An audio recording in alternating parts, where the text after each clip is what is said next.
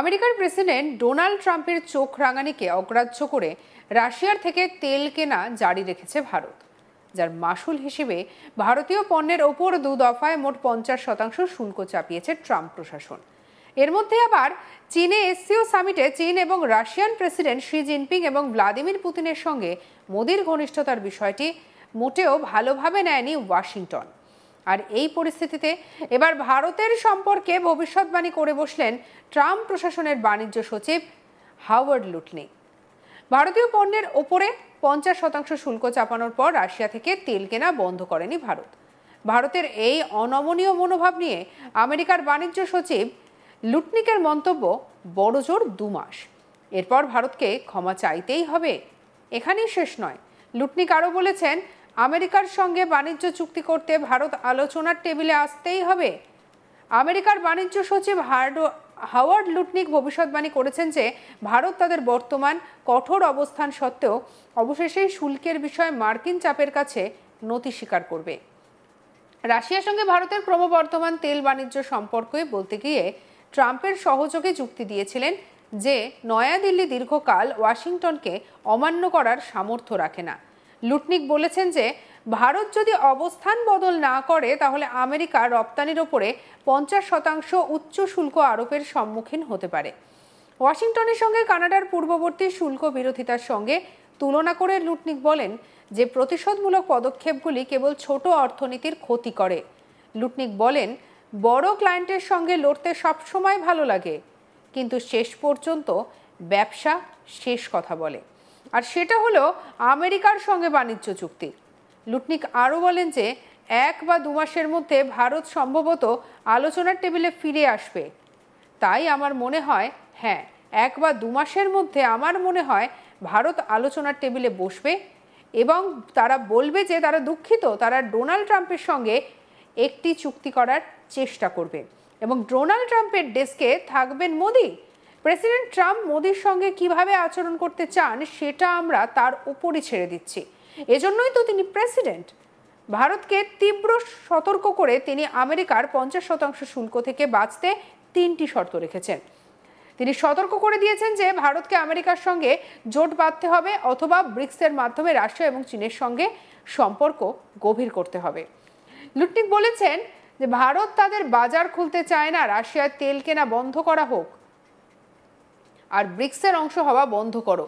যদি তুমি রাশিয়া এবং চীনের মধ্যে সেতু বন্ধন করতে চাও তাহলে যাও, কিন্তু ডলারকে সমর্থন করো, আমেরিকাকে সমর্থন করো, তোমার সবচেয়ে বড় ক্লায়েন্টকে সমর্থন করো, নয়তো 50% শুল্ক দাও। আর দেখা যাক এটা কতদিন স্থায়ী হয়।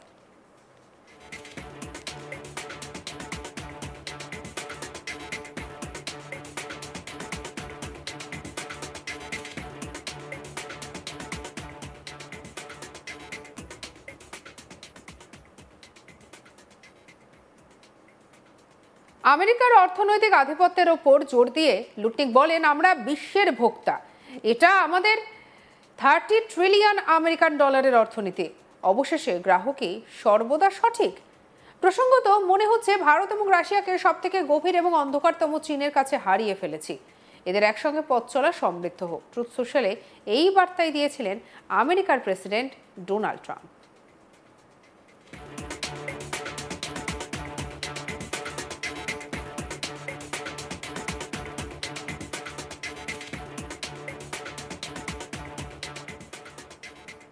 আর এই বার্তা দেওয়ার কয়েক ঘন্টার মধ্যেই হোয়াইট হাউসের ওভাল হাউসের সাংবাদিক বৈঠকে অবস্থান বদল করেন ট্রাম্প।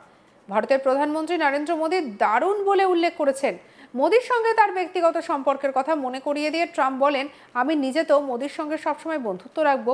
ট্রাম্পের এই বয়ান বদলের পর পাল্টা সৌজন্যের বার্তা দিয়েছেন ভারতের প্রধানমন্ত্রী নরেন্দ্র মোদী। তিনি এক্স হ্যান্ডেলে পোস্ট করেন, প্রেসিডেন্ট ট্রাম্পের অনুভূতি এবং আমাদের সম্পর্কের ইতিবাচক মূল্যায়নকে গভীরভাবে উপলব্ধি করুন এবং সম্পূর্ণরূপে প্রতিদান দিন। ভারত এবং আমেরিকার মধ্যে একটি অত্যন্ত ইতিবাচক এবং ভবিষ্যৎমুখী বিস্তৃত এবং বৈশ্বিক কৌশলগত অংশীদারিত্ব রয়েছে। প্রসঙ্গত শুক্রবার 5ই সেপ্টেম্বর সম্প্রতি হোয়াইট হাউসের ওভাল হাউসের সাংবাদিক বৈঠকে মোদীকে গ্রেট প্রাইম মিনিস্টার বলেও মন্তব্য করেছেন ট্রাম্প। তিনি বলেন, ভারত এবং আমেরিকার সম্পর্কের ব্যাপারটাই আলাদা, মাঝে মধ্যে মতবিরোধ হলেও আমি আর মোদী সবসময় বন্ধু থাকবো। পরে সাংবাদিকরা প্রশ্ন করেন তিনি কি ভারত আমেরিকার সম্পর্ক নতুন করে গড়ে তুলতে চান। এর জবাবে ট্রাম্প বলেন যে অবশ্যই, আমি নিজে তো মোদির সঙ্গে সবসময় বন্ধুত্ব রাখবো, উনি প্রধানমন্ত্রী হিসেবে দারুণ। তবে সত্যি বলতে এই মুহূর্তে উনি যেটা করেছেন সেটা আমার ভালো লাগছে না, কিন্তু ভারত আমেরিকার সম্পর্ক স্পেশাল, এই নিয়ে চিন্তার কিছু নেই, মাঝে মধ্যে তেমন হতেই পারে। সাংবাদিক বৈঠকে তার প্রশ্ন করা হয় তাকে যে চীনের কাছে কি হারিয়ে ফেললো আমেরিকা। জবাবে ট্রাম্প বলেন সেরকম ঠিক নয়, তবে ভারত রাশিয়া থেকে এত তেল কেনার ব্যাপারটায় আমি খুবই হতাশ। আমি সেই বিষয়টি খোলাখুলি জানিয়েও দিয়েছি। আমরা ভারতের ওপর মোটা অঙ্কের শুল্ক চাপিয়েছি, 50% শুল্ক, খুবই মোটা অঙ্কের শুল্ক। তবে এইভাবে ভারতের প্রধানমন্ত্রী নরেন্দ্র মোদীর সঙ্গে তার ব্যক্তিগত সুসম্পর্ক মনে করিয়ে দিতেও ভোলেননি ট্রাম্প। তিনি বলেন মোদীর সঙ্গে আমার সম্পর্ক খুবই ভালো। আপনারাও জানেন উনি একজন দুর্দান্ত মানুষ, এই তো কয়েক মাস আগেই এখানে এসেছিলেন, এমনকি আমরা রোজ গার্ডেনে গিয়ে বৈঠকও করেছিলাম।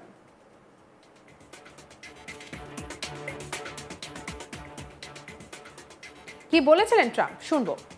We're losing India to China. Your post earlier today in the morning, you did put that out. I don't think we have. I've been very disappointed that India would be buying so much oil, as you know, from Russia. And I let them know that. We put a very big tariff on India, 50% tariff, very high tariff. I get along very well with Modi, as you know. He's great. He was here a couple of months ago.